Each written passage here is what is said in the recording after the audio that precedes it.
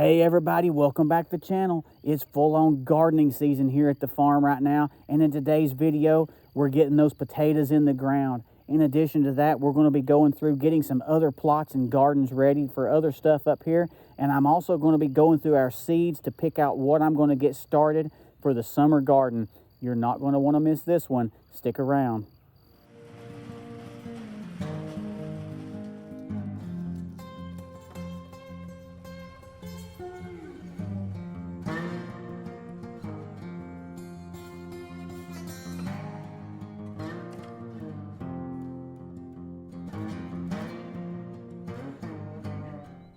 Hey everybody, welcome back to the channel. It is Saturday, April 5th.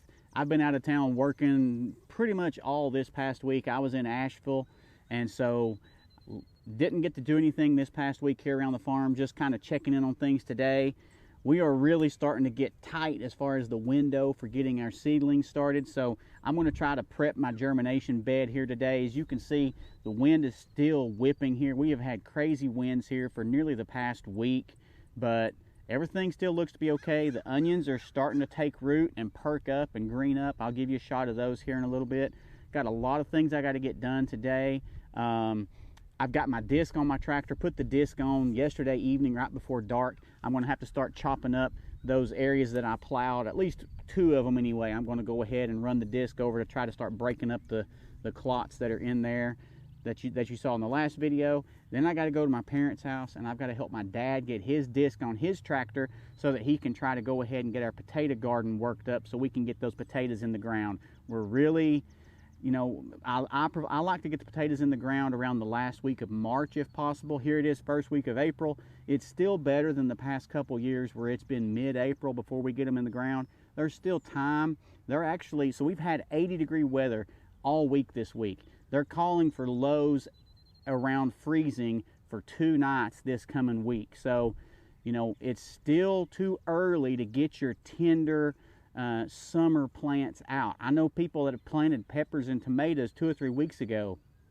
You're going to have a hard time if you didn't put them in pots, because this cold snap and this freezing weather, you could very easily lose what you planted. So always be cautious, be aware of weather patterns, weather trends. Look at historical weather data before you go ahead and pull the trigger and start planting stuff just because you hit a warm snap like we did this past week with 4 days above 80 degrees. I'm going to start getting stuff together to do this. We got a busy day today. Amy and Taryn are over working a garage sale in town today. I just dropped Trey off at a nearby high school to get his ACT exam today, to do his exam today. And then today's actually opening day of turkey season. So for the outdoor channel thing, for our outdoor channel, Trey may want to try to go turkey hunt this afternoon. So I may have to also try to squeeze in a turkey hunt in addition to all this other stuff we got going on. But we'll figure it out. We'll get it done one way or the other. So stick around. Well, I'm in a time crunch here this morning, so in the last video I talked about these bag dirts and bag soils and why I don't like them. Well, they were on sale. We bought several for the daughter's carrot box, and we had a couple extra left over, and so I'm just going to go ahead and use them here in this germination bed. I'm having to keep an eye on the time. It's 9:15. Like I said, just dropped my son off a little bit ago for his ACT exam, and I actually have already hooked the rain barrel back up. We disconnected over the winter. That's probably noisy just then when I was doing that. We disconnect the rain barrel over the winter so that way it doesn't freeze and bust. I've got that hooked back up now, and got that taken care of so that way we'll have water for all the box beds here anyway, not the garden. The garden's too far away. But got water now, or we'll have water soon there. And get this done. Let me get this dumped out and spread around. Stuff's expensive. Make sure you get it all out. You don't want to lose any money. I don't know where the dog went. I'm responsible for keeping track of her while they're gone. That's Beeper. She just roams around. So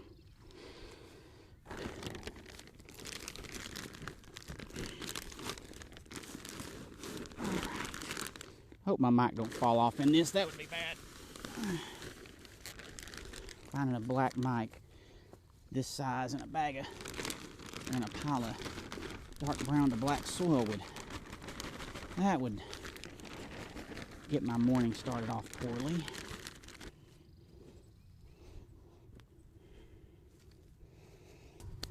So I got the 2 bags added there.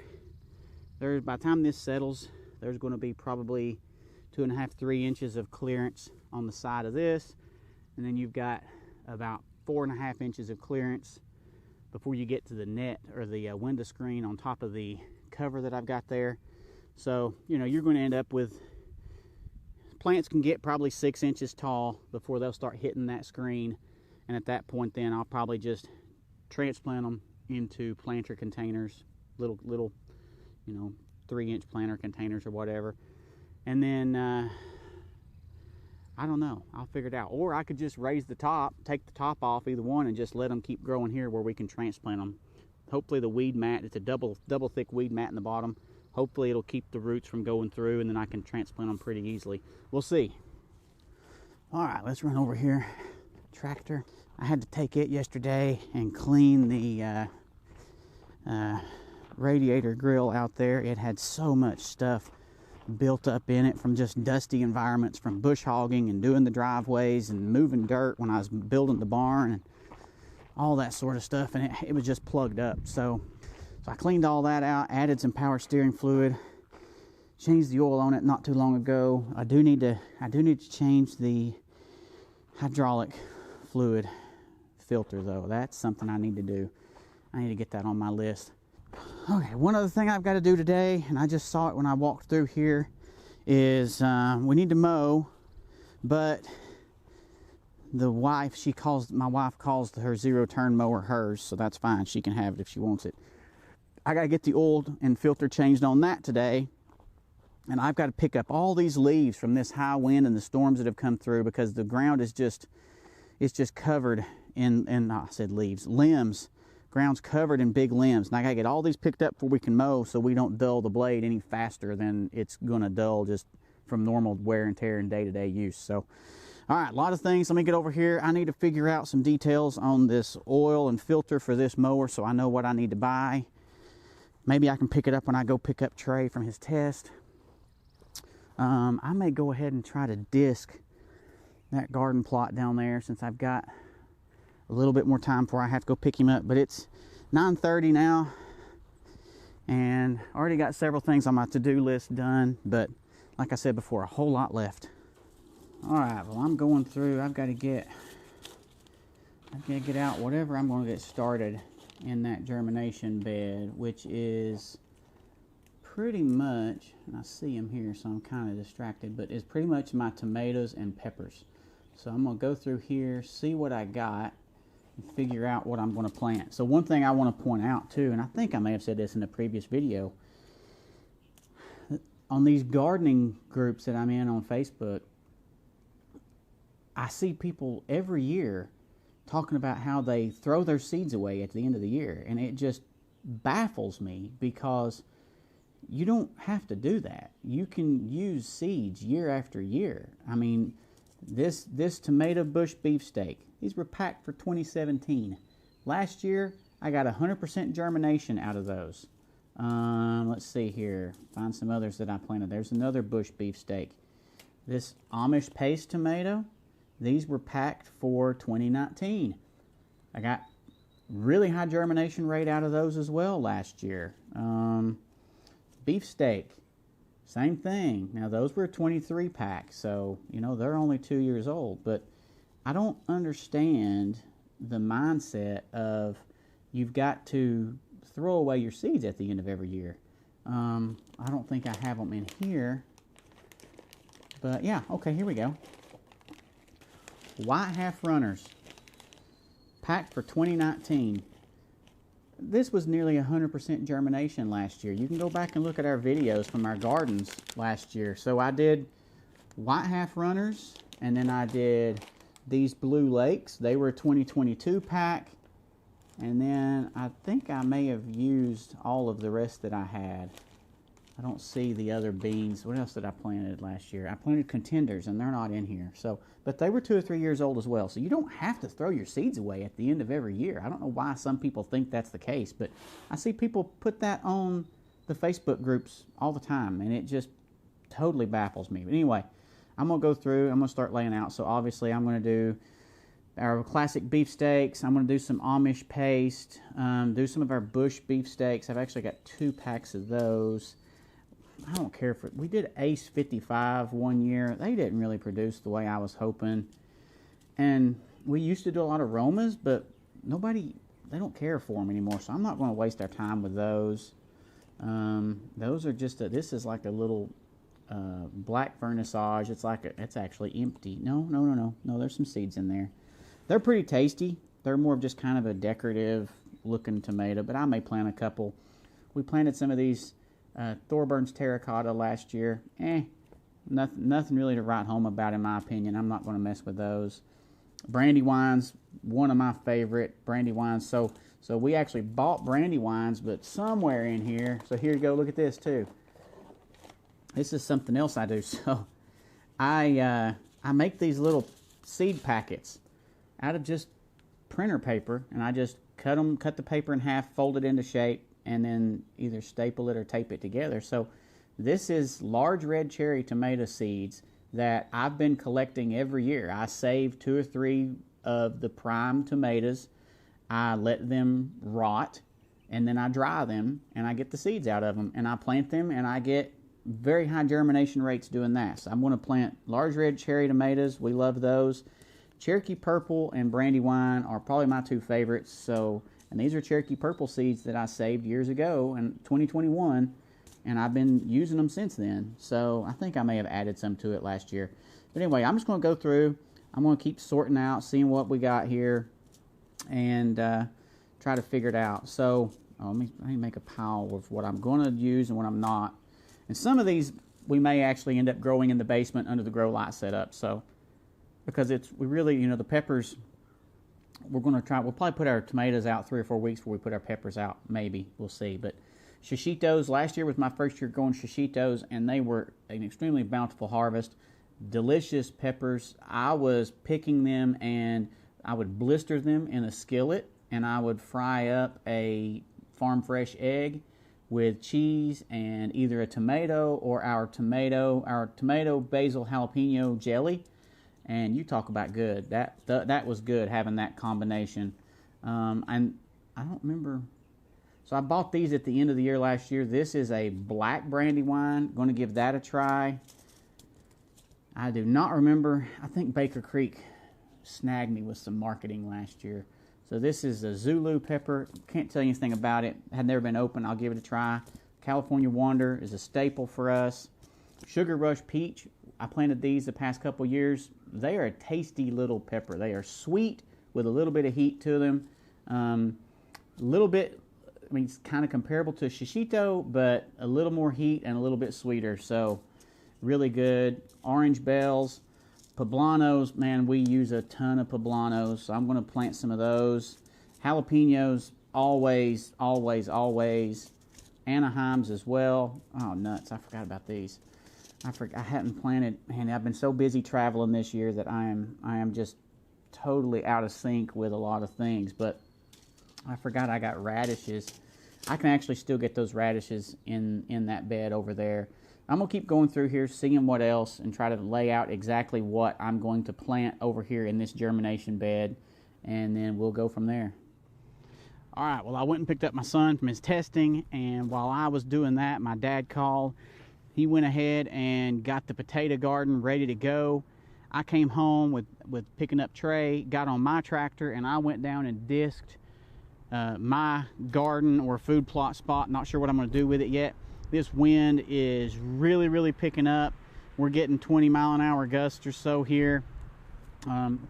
Waiting on wife and daughter to get home from the yard sale so we can then go start planting potatoes. But while they're on their way, I think I'm going to go ahead and get the push mower out and push mow part of the front yard.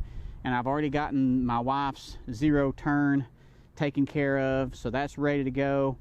And then I've still got to find time to put our tomato and pepper seeds in this germination bed. They're calling for 1 to 2 inches of rain tonight.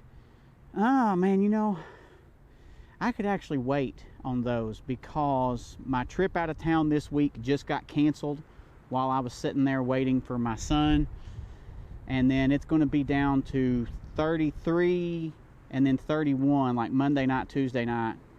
I may wait till Wednesday and put those tomato and pepper seeds out. Not that it would hurt them because they wouldn't have germinated yet, but it's not too late. I think I'm just going to do that because I'm going to run out of time today to get everything done that I need to do. And this wind, I hope you can hear me.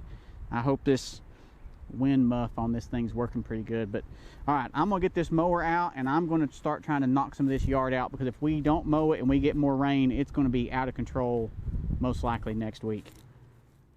Oh, well, we got the yard mowed. I started push mowing the front and got so stinking hot. It's 85 degrees or so, sunny, and I got so hot I took my shirt off, continued to push mow.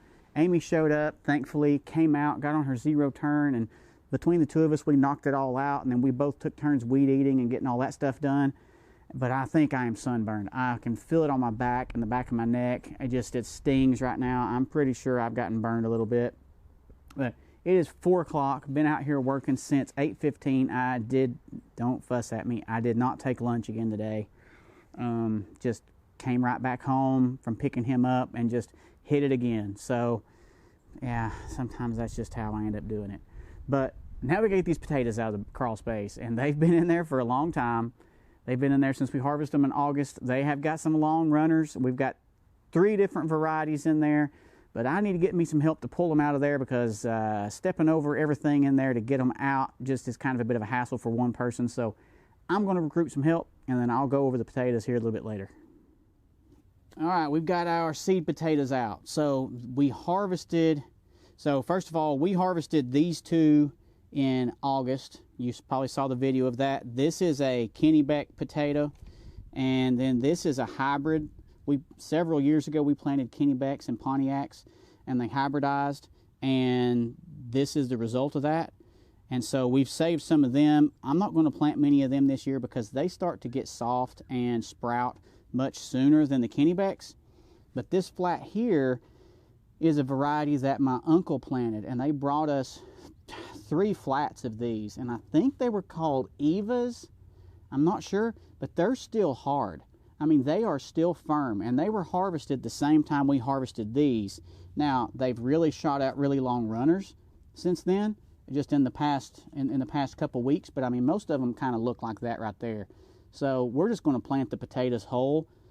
There's probably a few in there we could still eat, but my plan is I want to plant more of these. I think they're called Evas. If not, I'll put below what they're really called. But plant more of these and the Kennebecs than these pink hybrids, because they get big and they have a really good flavor, but they do not last. So we're going to plant just probably 1 row of these. Dad said he laid off 6 rows for potatoes. I don't know. I haven't been down there to look at it yet, but we'll see. One other thing I want to point out, and I say this every year in all of our videos, I always see people posting videos, pictures on social media of potatoes like this. That's a seed potato. Yes, that's a seed potato. You can go buy these in a lot of stores to plant. And then a lot of times this has 2 eyes on it. I would normally cut it down the middle, set it out on a shelf in here for 2 to 3 days, let it kind of skim over and scab over on the inside. And then this one seed potato you could now make 2 potato plants with. A lot of people are of the opinion that you can't plant seed potatoes that look like that. That's not true. You can. The trick, what we do, and you don't even have to do this, I just snap it off, and then you're still left with the eye right there on that potato. Now that potato is ready to go in the ground. It doesn't hurt anything to plant one that has this laying there. It's just most likely this, if it's sticking out of the ground on top of the dirt, it's probably going to get zapped by cold weather, or it could get sunburn if it's really hot like it has been today.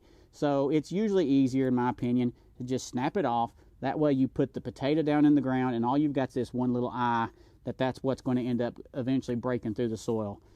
We're going to get this stuff loaded up. We got to get our tools, and I've got to get some more drink because I am seriously thirsty.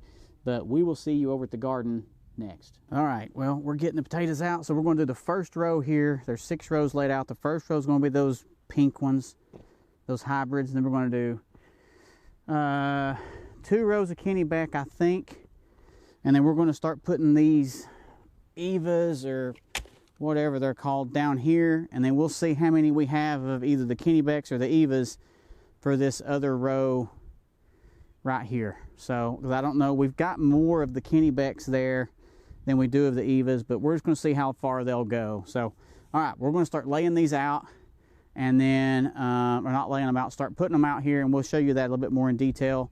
And then go behind, I'm going to put some fertilize on them. Yes, fertilize. And then we're going to cover them up. We're going to start just putting them in down here, put them with the eye facing up. I'm spacing them out 12 to 16 inches apart. And these are those Evas, just kind of working them down through here. And we're going to go all the way down the row, putting them in. And we're going to do the same thing with all of these. If they've got really long runners, we're just going to snap the runners off and keep going.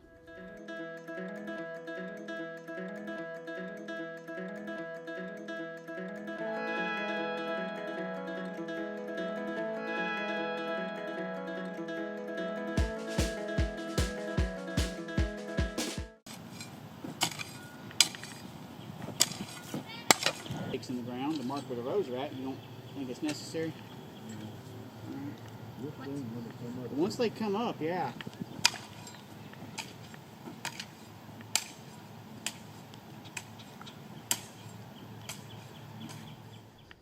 Oh, that's going to do it for today, folks. My feet are sore.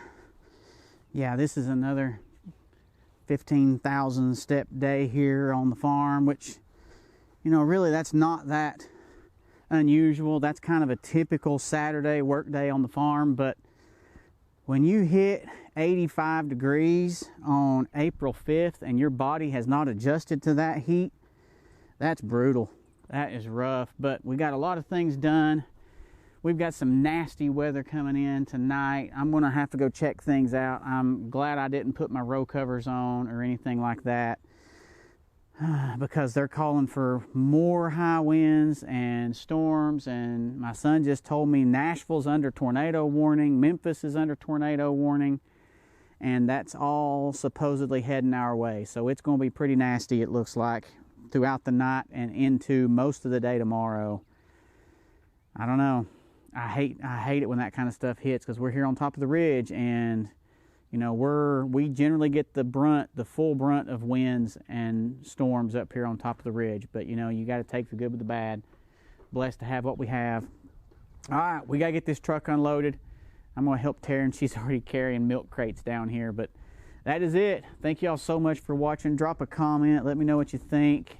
If you haven't yet, I'd appreciate it if you go in and you hit the like and subscribe button. Thank you for coming along. Have a blessed week.